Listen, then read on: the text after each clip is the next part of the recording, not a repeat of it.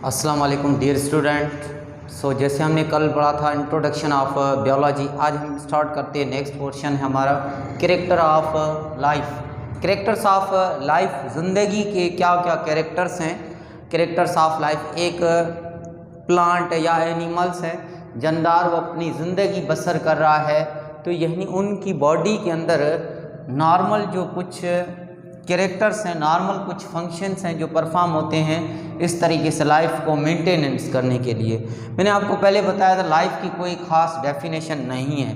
क्यों इसलिए नहीं है क्योंकि लाइफ के अंदर लाइफ के बहुत सारे कैरेक्टर्स हैं, एक ख़ास कैरेक्टर नहीं है, इसलिए लाइफ को हम प्रॉपर सही तरीके से डिफाइन नहीं कर सकते हैं। So it's not a proper definition. So because the number of the characters of life, इनके अंदर चंद जो बुक के अंदर 9th क्लास के बुक के अंदर जो कुछ कैरेक्टर्स हैं हमारे, उनको हम डिस्कस करेंगे। नंबर 1 जो है हमारा डाइजेशंस।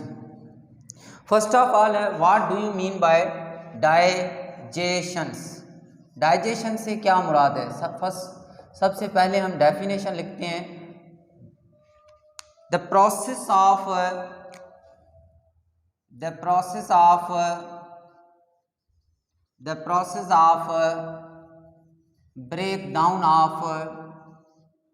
breakdown of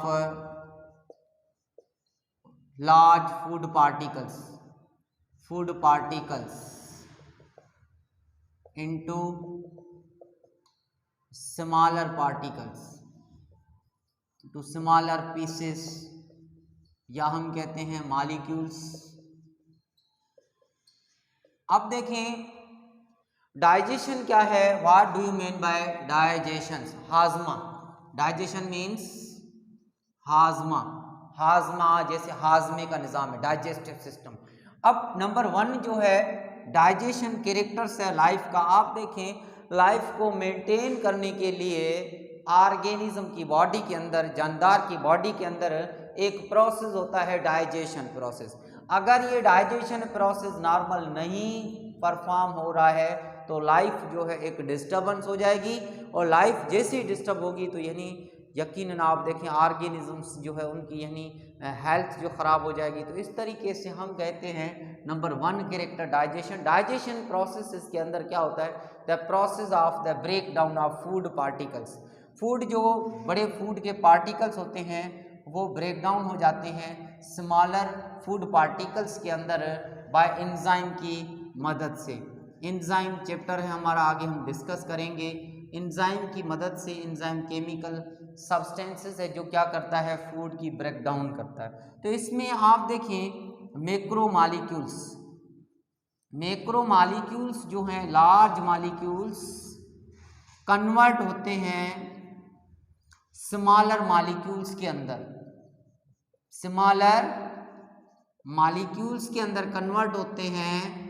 इस प्रोसेस को हम क्या कहते हैं? डाइजेशन कहते हैं। It means the digestion is a process in which large molecules of food are further break down into smaller molecules. This process is known as digestion. Digestion में क्या होता है? लार्ज मॉलिक्यूल्स टूटते हैं स्मॉलर मॉलिक्यूल्स के अंदर। इस process को हम कहते हैं डाइजेशन कहते हैं। अब ये डाइजेशन प्रोसेस हो रहा है एंजाइम की मदद से भी, और एंजाइम क्या है? केमिकल सब्सटेंसेस की मदद से जो ब्रेक डाउन कर रहा है फूड की। और दूसरा क्या है? Physical structure. मिसाल तो टीथ हैं या लिप्स हैं, ये क्या है? फिजिकल स्ट्रक्चर है। इस तरीके से फिजिकल स्ट्रक्चर्स जो हैं वो भी मदद कर रहे हैं डाइजेशन प्रोसेस के अंदर, और केमिकल सब्सटेंसेस हैं वो भी मदद कर रहे हैं डाइजेशन प्रोसेस के अंदर। नेक्स्ट है हमारा, डिटेल में हम नहीं जाएंगे, सिंपली हम समझेंगे। डिटेल जो हम पढ़ेंगे चैप्टर वाइज आगे जो है हमें डिटेल हमें पढ़ना होगा। डाइजेशन प्रोसेस भी है ये, फर्दर जो है डिटेल में हम मज़ीद डिस्कस करेंगे चैप्टर वाइज। लेकिन अभी हम कुछ समझते हैं characters of life. Number next है हमारा respirations. What do you mean by respirations? Respiration सांस लेने का निज़ाम जो है इसे हम रेस्पायरेशंस कहते हैं। अब सोचें रेस्पायरेशंस क्या है? इट मीन्स ये भी ब्रेक डाउन ऑफ फूड है, break down of food in the cell and release of energy release हो रही है, इस प्रोसेस से इसको हम क्या कहते हैं, रेस्पिरेशन कहते हैं। What do you mean by respiration? Respiration means the breakdown of food particles within the cell. आप देखें जैसे हम खाना खाते हैं तो माउथ के अंदर ब्रेकडाउन होता है, स्टमक के अंदर, स्मॉल इंटेस्टाइन, ये क्या है, एक ट्यूब के जरिए। अब ये जो है ये यहाँ से डाइजेशन प्रोसेसेस के जरिए छोटे छोटे हिस्सों में तकसीम हुआ है। जैसे ये क्या है ब्लड के जरिए सेल के अंदर जाएगा तो सेल के अंदर मज़ीद ब्रेकडाउन होगी, सेल के अंदर मज़ीद ब्रेकडाउन होती है फूड की, और उस प्रोसेस के दौरान जो है एनर्जी रिलीज़ होती है। जैसे ही एनर्जी रिलीज़ होती है तो इस प्रोसेस को हम कहते हैं रेस्पिरेशन कहते हैं। और ये जो एनर्जी रिलीज़ होती है, ये एनर्जी रिलीज़ होती है एक एटीपी की फॉर्म में, एडिनोसाइन ट्राइफॉस्फेट, एटीपी की फॉर्म में। और इस एनर्जी को सेल जो है यूटिलाइज करता है डिफरेंट फंक्शंस के लिए। सो इस प्रोसेस को हम कहते हैं रेस्पिरेशन कहते हैं। ऑक्सीजन, जैसे आप देखें हम ऑक्सीजन ले रहे हैं, कार्बन डाइऑक्साइड निकाल रहे हैं, तो ये क्या है, ऑक्सीजन जो है ब्लड के ज़रिए सेल के अंदर जाती है और ऑक्सीजन गैस मदद करती है फूड को ब्रेक डाउन में, क्योंकि ऑक्सीजन गैस जो है बर्निंग प्रोसेसेस के लिए काम आती है। तो बर्निंग प्रोसेसेस यानी ऑक्सीडेशन के लिए काम आती है, जो यानी फूड को ब्रेक डाउन कर रही है। तो इसी प्रोसेस के दौरान जो है एनर्जी रिलीज़ होती है, और एनर्जी रिलीज़ होती है इससे हम क्या कहते हैं, और वो एनर्जी जो है सेल यूटिलाइज करता है डिफरेंट फंक्शंस के लिए, इसे हम कहते हैं रेस्पिरेशंस कहते हैं। तो ये हमारा था सेकंड जो है फंक्शंस। नंबर थर्ड जो है हमारे पास, जिसको हम कहते हैं मेटाबॉलिज्म्स। मेटाबॉलिज्म्स क्या है? मेटाबॉलिज्म्स सिंपल आप देखें, सिंपल इसको हम कहते हैं बायोकेमिकल रिएक्शन प्रोसेसेस। इसको आप समझें बायोकेमिकल रिएक्शन प्रोसेसेस। देखो बायोकेमिकल रिएक्शन प्रोसेसेस है, आप देखें जिस तरीके से आप केमिस्ट्री में पढ़ते हैं केमिकल रिएक्शंस इस लैब के अंदर भी होते हैं, तो इसी तरीके से आप देखें हमारी बॉडी के अंदर डिफरेंट फंक्शंस परफॉर्म हो रहे हैं, वो एक केमिकल प्रोसेसेस के ज़रिए। तो हम कहते हैं the process of the chemical reactions occurs in the living body is known as metabolisms. जितने भी केमिकल रिएक्शंस होते हैं हमारी बॉडी के अंदर, इंसान की बॉडी के अंदर, एनिमल्स की बॉडी के अंदर, चाहे प्लांट्स की बॉडी के अंदर, उन सब केमिकल रिएक्शंस को हम कहते हैं एक अल्फाज मेटाबॉलिज्म्स। तो हम कहते हैं the process of the chemical reactions in the living organisms. एक जानदार की बॉडी के अंदर सिंपल जितने भी केमिकल रिएक्शंस हो रहे हैं इनको हम कहेंगे मेटाबॉलिज्म। आगे हम फर्दर चैप्टर्स के अंदर डिटेल में पढ़ेंगे metabolisms characters. So simply metabolism क्या है? Metabolism means biochemical reactions occurs in the living body. जानदार की बॉडी के अंदर बायोकेमिकल रिएक्शंस हो रहे हैं, इससे हम कहेंगे मेटाबॉलिज्म कहेंगे। नेक्स्ट है हमारे पास growth and development. Growth and development character से हमारा growth and development basic terms हैं। पहले आप समझिए ग्रोथ क्या है, व्हाट इज ग्रोथ। देखिए एक जानदार है उसके अंदर ग्रोथ प्रोसेस भी हो रहा है और डेवलपमेंट प्रोसेस भी होता है। ग्रोथ आप देखें एक बार अगर हम जैसे बचपन में छोटे होते हैं, अभी हमने क्या है ग्रोथ की है, अब ग्रोथ की हम बड़े हो गए, मैच्योर हो गए, अब आप देखें फिर से क्या है, हम अगर हम चाहते हैं कि हम फिर से बच्चे बने, ऐसा तो नहीं होगा। अब ये आप बड़े हो गए हैं, आप मैच्योर हो चुके हैं, अभी आप बच्चे नहीं बन सकते, क्योंकि अभी देखें ये क्या है, हमने ग्रोथ की है। तो ग्रोथ को हम कहेंगे, डिफाइन करेंगे simple, growth is irreversible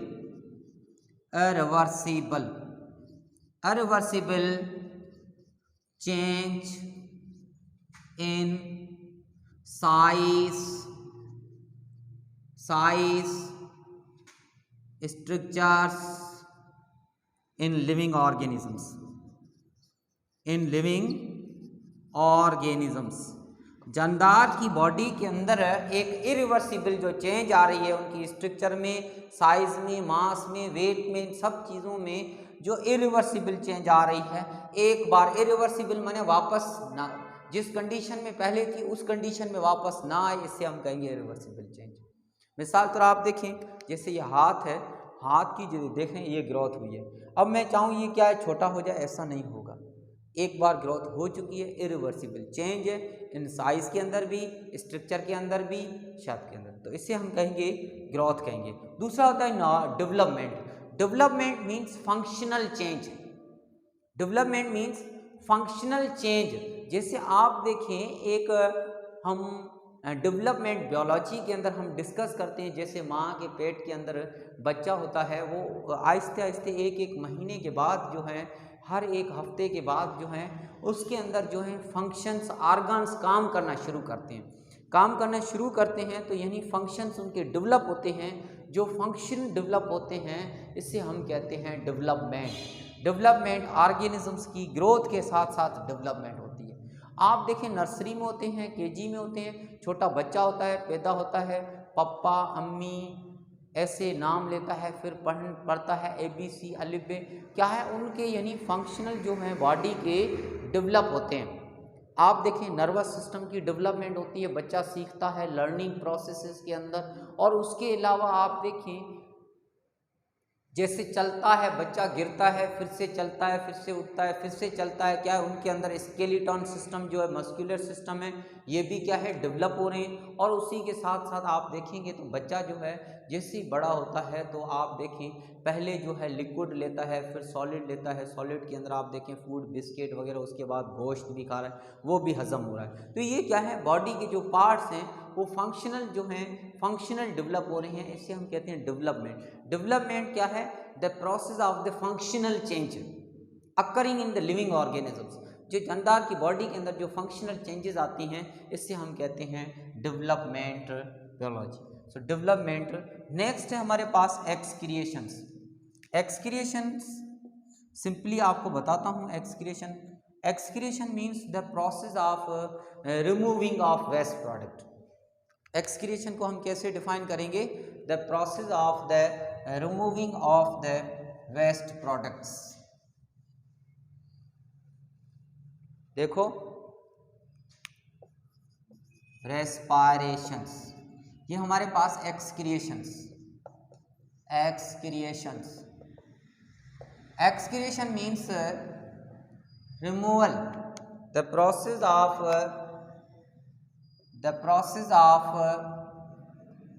removing of waste product, removing of waste product। Waste product जो है रिमूव करते हैं, इस प्रोसेस को हम एक्सक्रिएशन कहते हैं। फॉर एग्जांपल आप देखें, हमारी स्किन जो है, स्किन रिमूव कर रही है स्वेट, पसीना रिमूव कर रही है, तो ये देखें स्वेट जो है। और इस तरीके से हमारी किडनी जो है ये एक्सक्रिएट कर रही है यूरिन को, गुर्दा पेशाब को एक्सक्रिएट कर रहा है। क्योंकि आप देखें, ये हमारे पास वेस्ट प्रोडक्ट है, वेस्ट प्रोडक्ट जो काम की नहीं है, जिसको रिमूव ही करना चाहिए। आप देखें, इस तरीके से बॉडी के अंदर डिफरेंट ऑर्गन्स होते हैं जो एक्सक्रिएशन प्रोसेसेस के अंदर इन्वॉल्व हैं। तो एक्सक्रिएशन प्रोसेसेस अगर आप देखें, कभी कभार तो ऐसा होता है कि बंदे को जो डाइजेस्टिव सिस्टम के अंदर ख़राबी आ जाती है, तो बंदे को स्टूल नहीं आता है, कब्ज़ी की फॉर्म में आप देखते हैं कैसी हालत होती है। अब कब्ज़ की कंडीशन में स्टूल पास नहीं हो रहा है 1 दिन से 2 दिन से, तो बहुत बड़ी बुरी हालत होती है। तो इस कंडीशन के अंदर क्या है, एक्सक्रिएशन प्रोसेस जो है वो डिस्टर्ब हुआ है डाइजेस्टिव सिस्टम के अंदर। देखें आप, इस तरीके से किडनी के अंदर कभी कभार ऐसा होता है, कोई पेशेंट होता है यूरिन नहीं आता है, पेशाब नहीं आता है, तो एक्सक्रिएशन जो प्रोसेस है किडनी का जो एक्सक्रीशन प्रोसेस है वो ख़राब होता है, तो उस कंडीशन में कैसी तकलीफ होती है।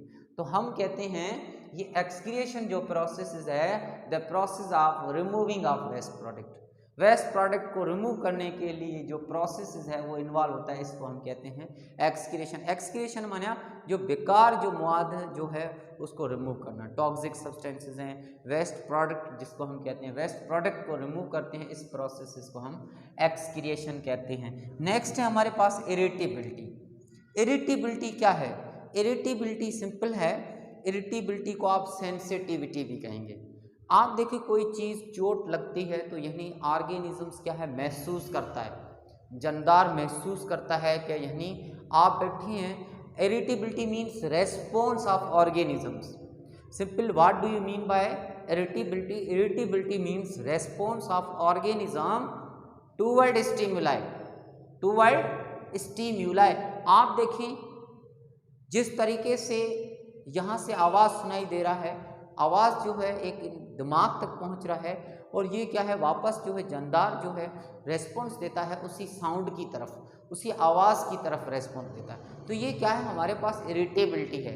तो कैरेक्टर्स ऑफ लाइफ के अंदर क्या है, एक इरिटेबिलिटी एक तमाम इम्पॉर्टेंट कैरेक्टर है।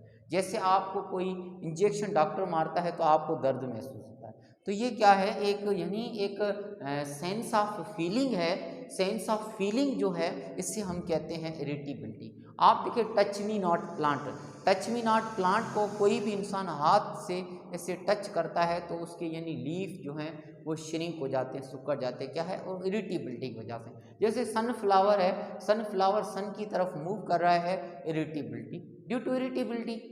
तो इरिटेबिलिटी क्या है, एक कैरेक्टर्स ऑफ लाइफ। हर एक जानदार के अंदर, प्लांट हो चाहे एनिमल, कोई भी जानदार हो, उनके अंदर क्या है सेंस ऑफ फीलिंग है, और सेंस ऑफ फीलिंग जो है ये इरिटेबिलिटी कहलाता है। जैसे आप देखें एक फूड हम खा रहे हैं, मीठा है, कड़वा है, कैसा है, वो महसूस हो रहा है, that's irritability. Sense of feeling, जो सेंस ऑफ फीलिंग है इसे हम इरिटेबिलिटी कहते हैं। या आप इस अल्फाज में response of organism toward stimuli is known as irritability. Stimuli क्या है, एक जो है आपको कोई चीज़ जो है मजबूर कर रही है, आपको रेस्पॉन्स देने में मजबूर कर रही है, वो यानी स्टिमुलाई है। तो स्टिमुलाई की तरफ ऑर्गेनिजम्स रेस्पॉन्स देता है, इसे इरिटेबिलिटी कहते हैं। अब 7 नंबर है हमारे पास रिप्रोडक्शन। ये तो तमाम फेमस है, मशहूर है, स्टूडेंट बड़ी तवज्जो के साथ सुनते हैं। रिप्रोडक्शन, रिप्रोडक्शन क्या है, the process of continuity of life. Process जो है कंटिन्यूटी ऑफ लाइफ का, इससे हम रिप्रोडक्शन कहते हैं। आप देखिए जानदार जो हैं एनिमल्स हैं, एनिमल्स का ब्रीडिंग सीजन होता है, उसमें क्या है वो अपने जैसे जो है रिप्रोडक्शन से एक लगाव के अमल से यानी जो है जानदार पैदा करते हैं। जैसे इंसान है, इंसान अपनी यानी शादी करने के बाद जो बच्चे पैदा कर रहा है, यानी कंटिन्यूटी ऑफ लाइफ को कंटिन्यू रख रहा है, इस प्रोसेस को हम रिप्रोडक्शन कहते हैं। The process in which one organism reproduce their own kind of organism. एक जो है ऑर्गेनिज्म, एक जानदार जो है अपने जैसे बच्चे पैदा कर रहा है, इस प्रोसेस को हम कहते हैं reproduction. It mean simply continuity of life कहते हैं। तो these are the characters of the life. आज हमने कैरेक्टर डिस्कस किए, बेटा एक बार फिर से समझें इन चीज़ों को, बेसिक कॉन्सेप्ट है। सो इंशाल्लाह I hope it's clear. So last I request you please like my YouTube channels, subscribe भी कीजिए और कमेंट कीजिए और दोस्तों को शेयर भी कीजिए। थैंक यू, अल्लाह हाफिज़।